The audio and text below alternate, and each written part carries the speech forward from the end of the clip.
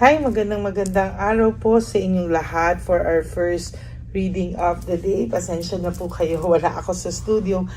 Pero naghanap po ako ng place kung saan ay pwede ko po kayong mabasahan. Right at this very moment, gustong-gusto ko po kayong basahan lahat. Kamusta po kayong lahat? I hope napanood niyo po yung first, second, and third. Talaga pong yan ay para sa inyo, no? So ngayon, tingnan naman po natin kung ano po ang makikita ngayon natin dito po sa ating first reading of the day. Balasahin lang po natin mabuti ang cards. Pili na po tayo ng 20 cards. 1, 2, 3, 4, 5, 6, 7, 8, 9, and 10. Okay? Sumasama na talaga to. Another 10 cards. 1, 2, 3, 4, 5, 6, 7, 8, 9, and 10. Tabi muna po natin itong mga hindi po natin napili. Okay. Kamusta po ang araw nyo? No, I hope na nasa mabuti kayong kalagayan ngayon. Ako medyo maulan na naman po. So, ingat lang po kayo. And always keep dry and safe. Malapit na po ang ating One Love a Day. So, for our first card, this is about ayan may mga tao pong nang impluwensya sa kanya, nagkaroon po siya ng maling paniniwala, no? For some of you, hindi niya po akalain na magkakaroon po siya ng maling paniniwala. Nako, sorry po, nagalaw. Ng maling paniniwala or na-impluwensyahan po siya ng mali talaga, no? So ngayon po para po siyang tinamaan ng lintik, para po talaga siyang ng lamig nang nalaman niya po ngayon or nare-realize niya po ngayon, pumapasok ka po sa isipan ng taong ito, no?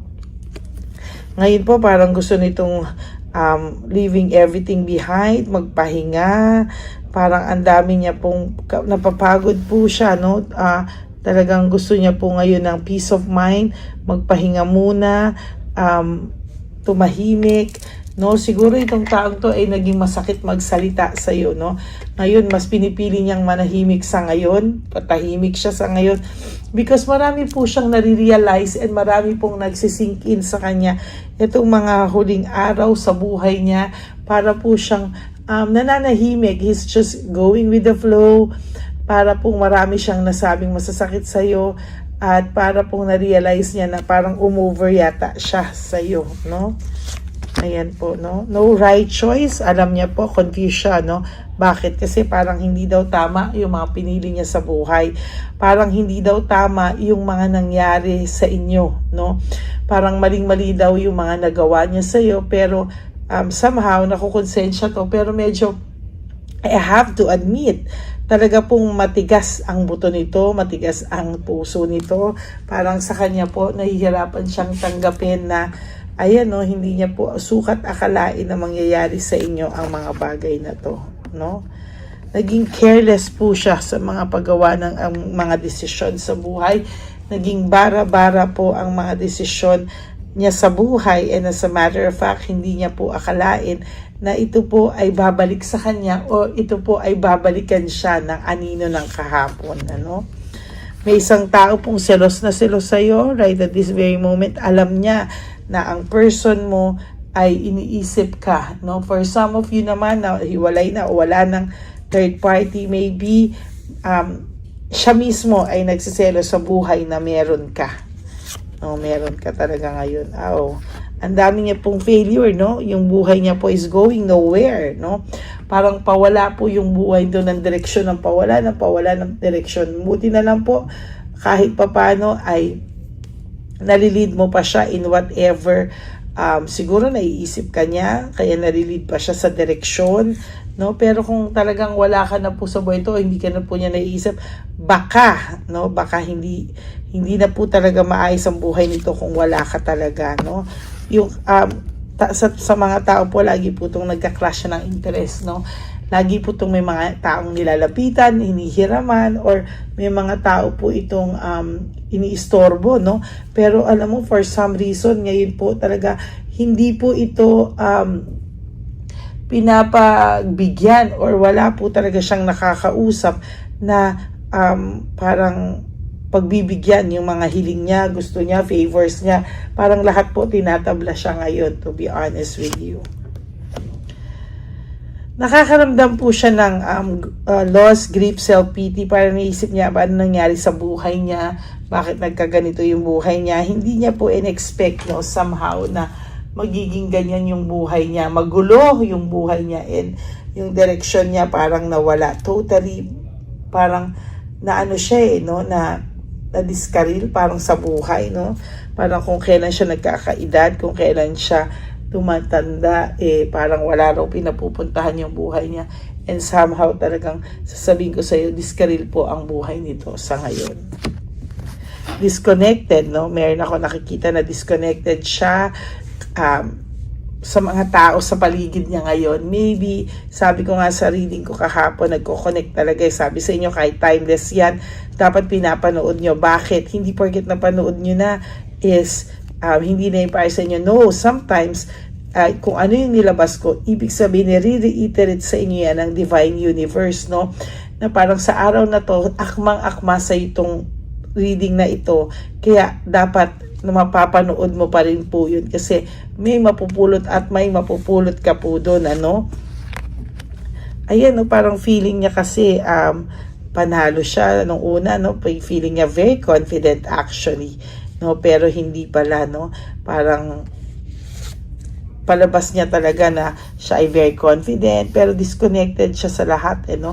And nagsiself-pity nga ito, maliit ang tingin niya ngayon sa sarili niya, no? Ikaw naman ay may reward na parating na hindi mo po inaasahan.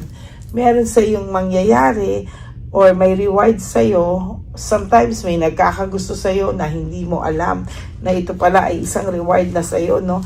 At hindi mo ine-expect, no? So, nakikita ko maraming magandang mangyayari sa iyo sa mga susunod na araw. Kaya lang close ka, no?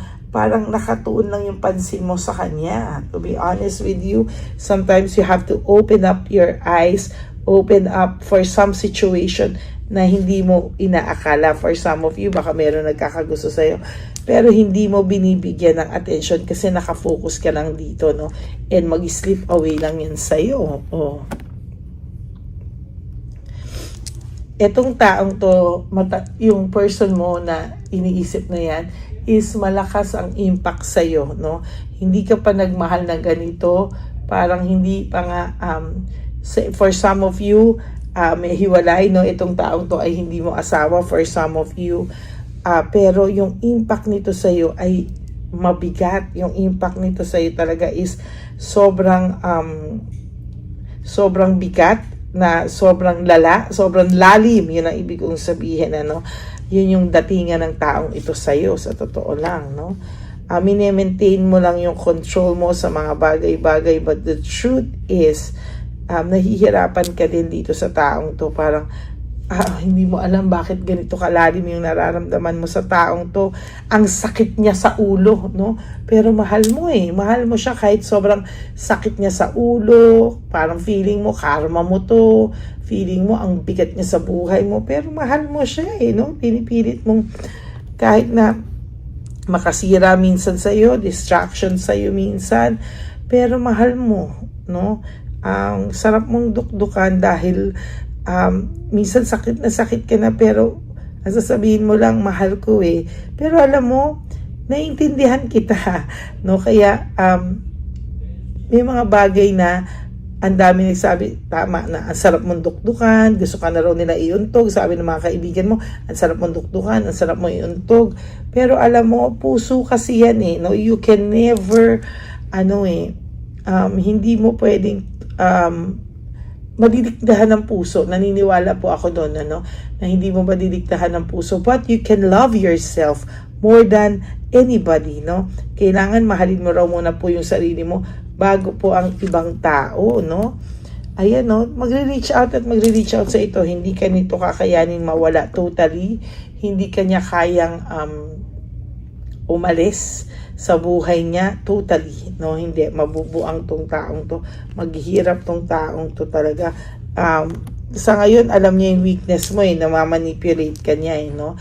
Pero alam mo, tiisin mo tong taong to, no? Sometimes kailangan mo tiisin. Kung mawala.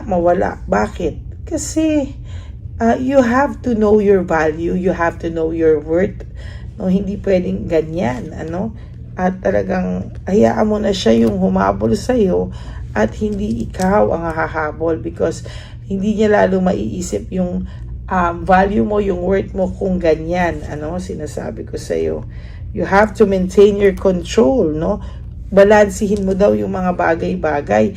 Hindi pwede na umiikot lang ang mundo mo sa kanya tapos ikaw yung nasasaktan, ano?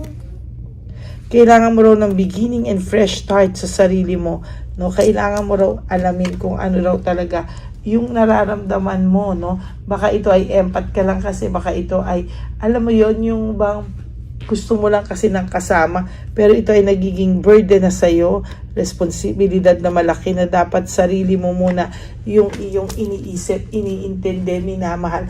Itong taong to ay burden sa'yo, isang malaking responsibilidad na dumagdag sa'yo.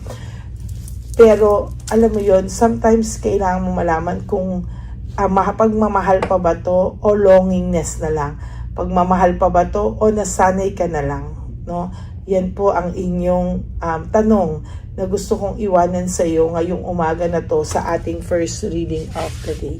Kung may darating sa iyo na magmamahal sa iyo at higit na maaalagaan ka, would you still choose this person na burden na lang sa'yo, na isang malaking responsibilidad na dapat ay sarili mo muna ang iniisip mo, maging masaya ka? Yan po ang mga tanong na gusto kong pag-isipan mo dito sa ating first reading of the day. Okay? Okay, gusto ko yan malaman sa comment section. Sagutin niyo po ako sa comment section ng mga tanong ko ay pwede mong sagutin through our comment section. Okay, that is your first reading of the day. I hope na naka-resonate kayo. And if you do, can you please give me a like and comment down below para alam ko po yung sagot nyo sa aking mga tanong. And for those of you who would like to have a private reading with me, you can message me po at Lady Lee Elena. That's Ladyly Elena. Nasa dulo po yan na ating video. Diyan nyo lang po ako makukontakt. That is my only official and legit FB and Messenger account. At and yung aking pong only official and legit FB account and Messenger account is the Lady Lee Elena. That's Ladyly Elena. Nasa dulong-dulo po yan na ating video. Thank you po for not skipping ads. For those of you who would like to give me a super thanks for this video, I would really appreciate that from the bottom of my heart. And for those of you who would like to donate for our One Love a Day, you may directly message me at Lady Lee Elena. Maraming salamat po from the bottom of my heart. At ang lagi ko rin pong payo sa inyo, sa aking mga ever loyal, solid, and faithful na Lady Elena family is that I love you all from the bottom of my heart. Mahal na mahal ko po kayong lahat. And always prioritize yourself. Always forgive yourself. And always choose to love yourself. Mahalin niyo po ang sarili niyo, because self-love is still the best love of all. And you also have to realize that life is so short. Don't make it shorter by stressing yourself from all the pains and heartaches na binigay sa inyo na kahapon. Just surrender everything to the divine universe and just let go and let God write your life and love story. Ako po ay magbabalik for another set of reading for our second reading of the day. Huwag po kayong malungkot ha, babalik po ako para sa ating second reading of the day. For the meantime, sana po mapanood nyo lahat ng episodes, even the timeless favorites, timeless readings, panoorin nyo po lahat yan, because yan po ay nakaakmang mapanood mo. God bless you all, and I love you all from the bottom of my heart. Bye!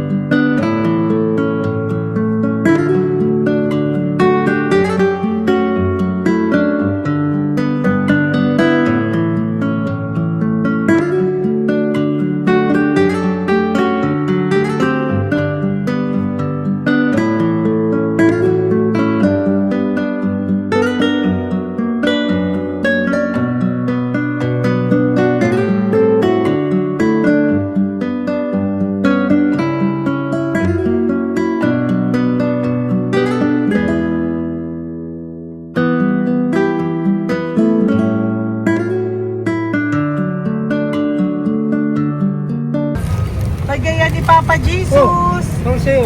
Ito pa no. Go ahead. Pera. Wala na, that's it? Ito po pera. Ito pa pera, oh. Bigayan ni Papa Jesus. Kain mo yan, ha? Jesus yan. Wala ka ng pera dyan, ha? Okay lang kami, okay lang kami. Para sa iyo yan, para sa iyo. Yan ang isip niya. Pagkain mo yan, ha? Saan ka pa? Bye-bye. Yung pagkain mo kunin. Nga po ito. Bakit? Lagay mo lang po dito. Pati po. Taga po, may bibigay lang po kami sa'yo. Bigay po ni Papa Jesus. Yan, para po sa'yo yan. Ingat po.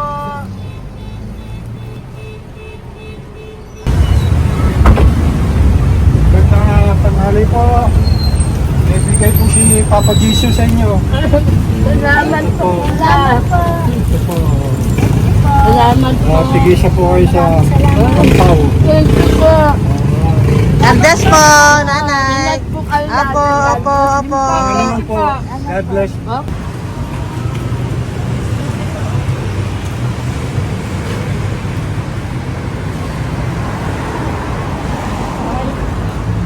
Bigay po ni Papa Jesus sa inyo.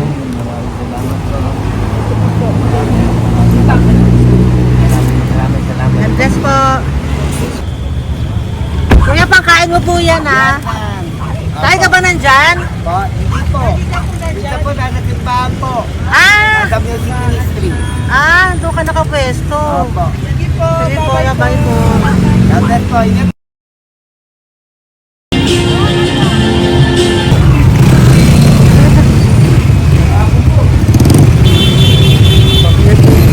Papa Jesus.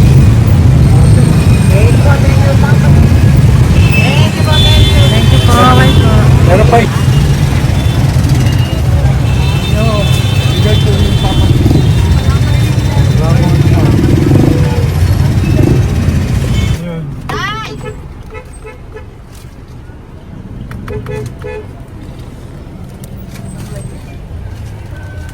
Yun. Tay, para sa iyo po, bigay po ni Papa Jesus. Jesus, amen. Tay, bye-bye. God bless po, God bless. Para sa iyo po, bigay po ni Papa Jesus. Ayan po, bigay po yan sa ni Papa Jesus. Thank you po. Amen.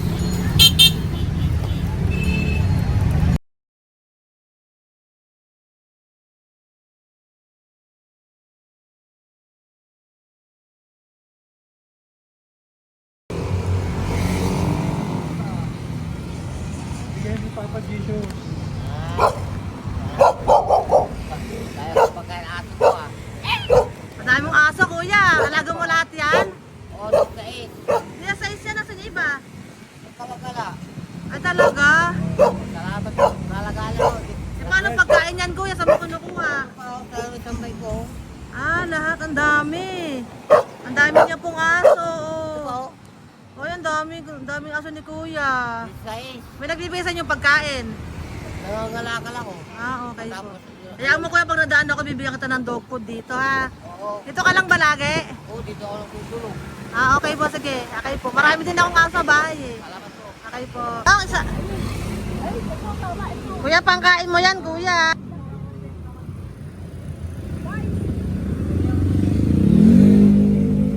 Nangangalakal ka, kuya? Sige po, thank you po. Maraming salamat, ma'am. May pagkain ka, nanay. Sa hirap ng buhay ngayon. Ba't nandito ka, nay? Tagasan ka ba? Yung arthritis ang sakit ko eh. Tagasan ka ba, nay? Sa plado eh. Sa Pladway. Oo. Okay po.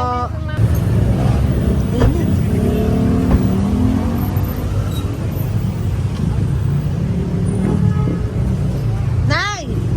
Bibigay ako sa'yo. Matandaan mo na ako. Ito. Hapon po. Si tatay. Si tatay. Thank you, Nay. Bye po.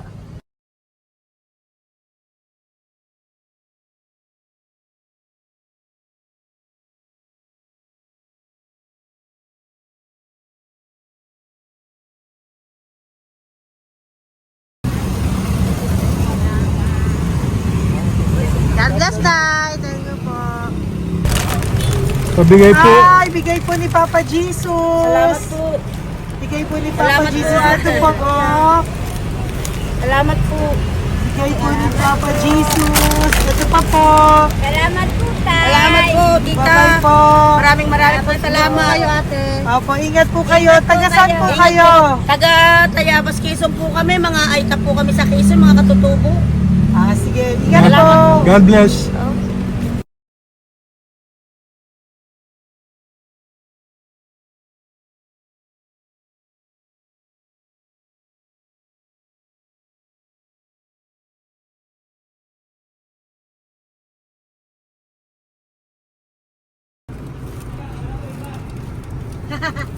Tay, Tinatawag niya eh. bigay po ni Papa Jesus. Thank you po. Ayan po. Sobrang Ang sipag mo naman, tay. sipag niyo naman po. Kanina po kasi taglagas ngayon, taglagas. O, pang merienda niyo po yan, Sige po, ha? salamat po sa inyo. Tapos yung road bags po, Kala ko uwi sino niyo may po. nabusinahan niya eh. Ah, sige po, Thank you na bye-bye po. Thank you po. Salamat po. Bye-bye.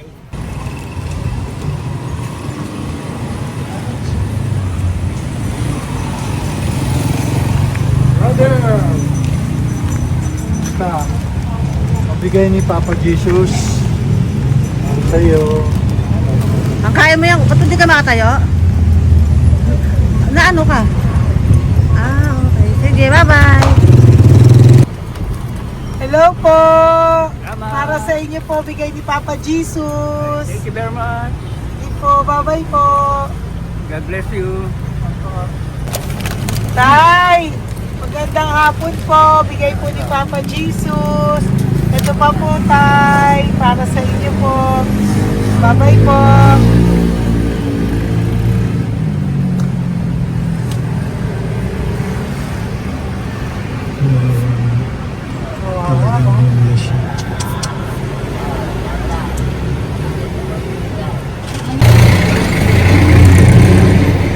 Ate. Ano lang, baka maano siya.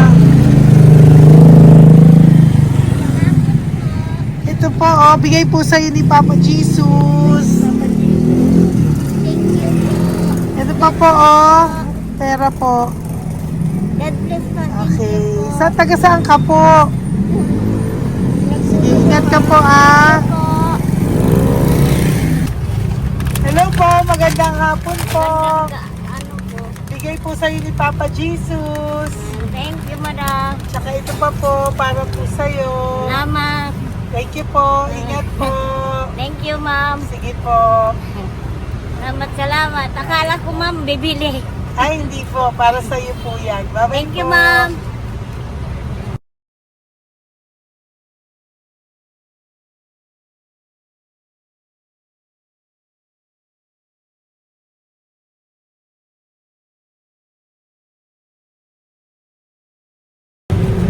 Hi.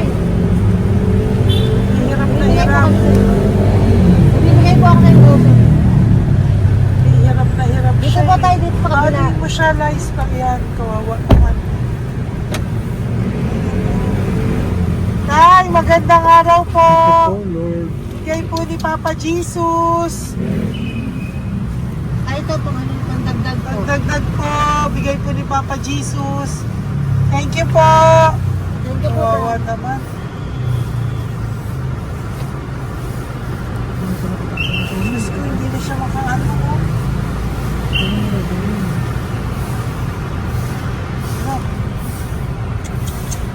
Dapat may tataligid lahat. Ano kami yan, narinig ko lang. Siyempre, ang bigat niyan.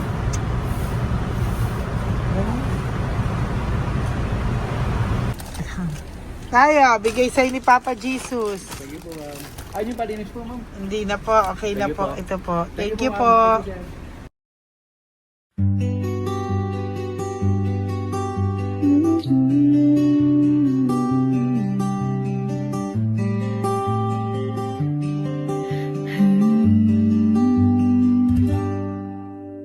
Nasa panahon ako ng kalungkutan, panahon na hindi ko alam ang gagawin.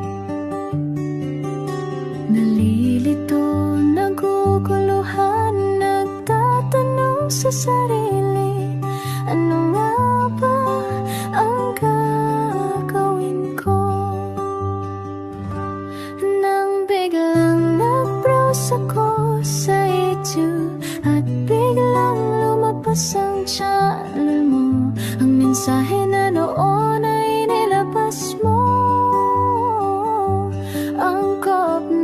Angkop sa nadarama ko.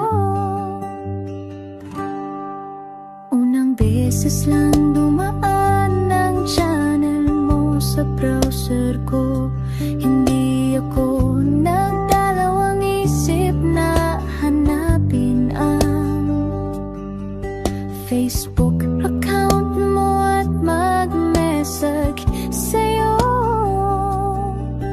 Agad ka naman sumagot sa mensahe